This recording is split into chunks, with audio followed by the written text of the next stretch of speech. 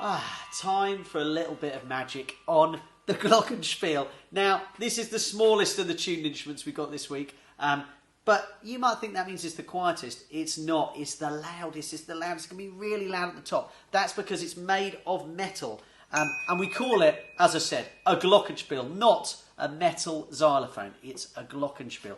And it goes really high, higher than any of the other instruments. So if you've got a headache, this can be a bit too much. So if you want to tune out this episode, come back tomorrow. It's going to be much more relaxing. But you can also play nice, beautiful tunes. So here's a little one. This is from a ballet called Coppelia.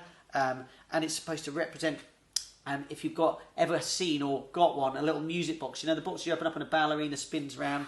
And in the ballet, there's piccolos, little flutes, piccolos playing. And the Glockenspiel and sparkly sounds, and it sounds a bit like this.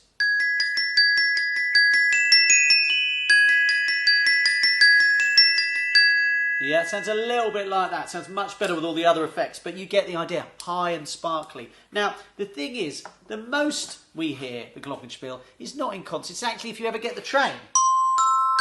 Platform 4 for the 4:57 to Paisley. Every train station must have a Glockenspiel player somewhere. I don't know where. I'm going to have to try and have a look one day. So we hear them all the time if we get the train.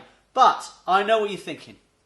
There must be some other tunes. There's one other one actually I've got for you. This is The Sorcerer's Apprentice. This is pretty cool.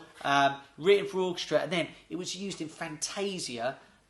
If you've seen it, the Disney film, pretty old school as well. There's a nice little Glock solo in that. Glockenspiel, Glock for short. And it sounds a bit like this.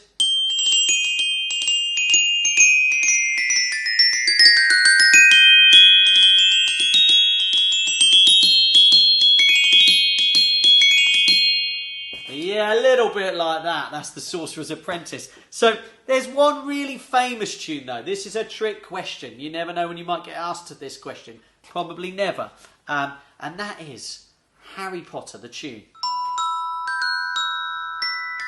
Everybody thinks that's played on the Glockenspiel, and it isn't. It's played on the Celeste, which sounds a lot like the Glockenspiel. But the Celeste is like a small piano like this. You play with your fingers. That's why I'm doing that. Black and white notes. But if you chop the Celeste in half, don't do it. They're really expensive. If you chopped it in half, you'll see on the inside it's basically a big Glockenspiel. And when you press the keys, like the piano, a hammer moves on the inside and it hits the notes. So on a Celeste, it hits metal bars like this with softer hammers. So it sounds a bit like this. So it does sound a bit like that, but it isn't the Glockenspiel that plays the tune in Harry Potter. But it could be later in the week. Who knows? So, I think we've learned everything we need to know about the Glockenspiel. It's metal notes. It's really high. It can be loud, but it can be beautiful.